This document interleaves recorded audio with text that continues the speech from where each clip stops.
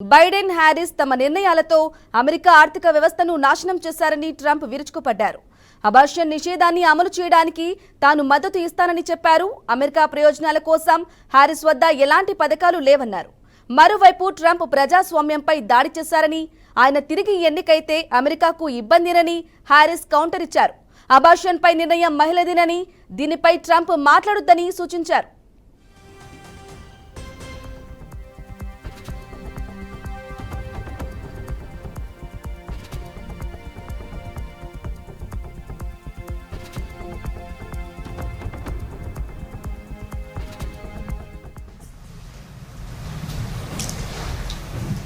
Kamala Harris.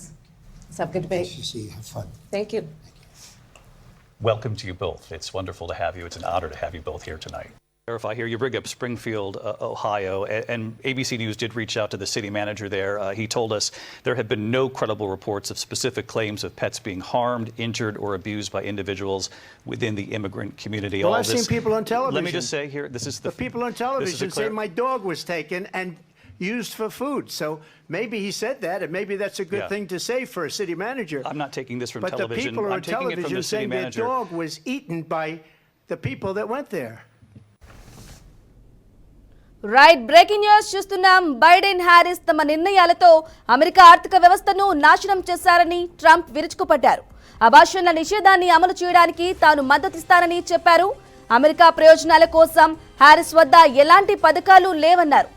మరోవైపు Trump ప్రజాస్వామ్యంపై దాడి చేశారని, ఆయన తిరిగి ఎన్నికైతే అమెరికాకు ఇబ్బందినని హ్యారిస్ కౌంటర్ ఇచ్చారు.